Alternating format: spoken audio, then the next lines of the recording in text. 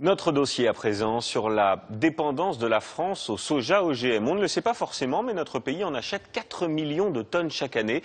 C'est le produit le plus importé pour l'alimentation animale. Et oui, ce sont bien des OGM. Alors, faut-il s'en inquiéter?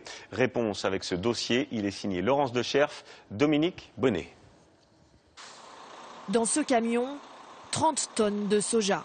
Des livraisons comme celle-ci, il y en a plusieurs par jour dans cette usine de fabrication d'aliments pour bétail. Et des dizaines partout en France. Un soja génétiquement modifié qui sera mélangé à d'autres aliments puis livré dans tous les élevages de la région. On a essentiellement une production de soja OGM.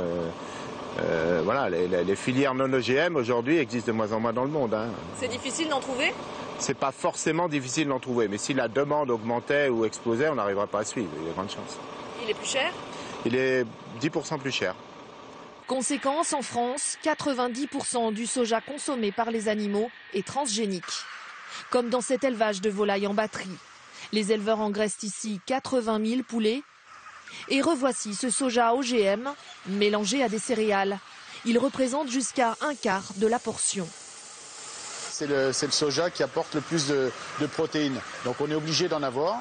On arrive à en remplacer une partie, mais en fait on a toujours une base de soja qui reste dans l'aliment. On ne peut pas s'en passer aujourd'hui pour faire les poulets tels qu'on les produit aujourd'hui. Grâce à ce soja, les poulets grossissent en un temps record, plus d'1 kilo en 40 jours. La France importe chaque année 4 millions de tonnes de soja pour nourrir les animaux. 64% pour les volailles, 21% pour les porcs et 15% pour les bovins. Mais ce soja n'est pas produit en France. Il est importé en masse du Brésil, d'Argentine ou des États-Unis. Une dépendance historique. Dans les années 60, les États-Unis ont aidé l'Europe à développer sa production de céréales pour nourrir la population.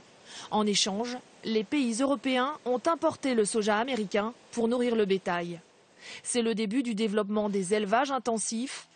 Depuis, la France ne peut plus se passer de cette graine. Pourtant, il existe plusieurs solutions alternatives au soja. Un retour à la prairie pour nourrir les bêtes avec de l'herbe, la nourriture idéale. C'est le choix de cet agriculteur qui produit lui-même en plus de la luzerne, riche en protéines.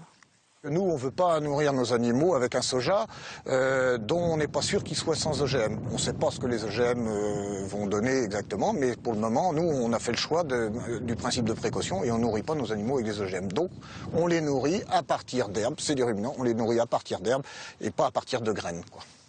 Avec ce mélange de foin et de luzerne séchée, ces vaches produisent moins de lait. Mais financièrement, l'éleveur s'y retrouve, surtout depuis ces derniers mois, avec le prix du soja qui a quasi doublé. La luzerne est une légumineuse qui ne nécessite pas d'engrais.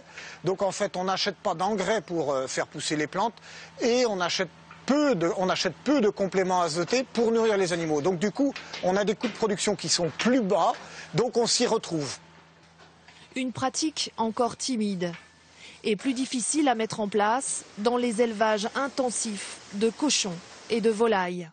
Le soja d'Amérique n'est pas près de disparaître, ni dans les élevages, ni dans les assiettes.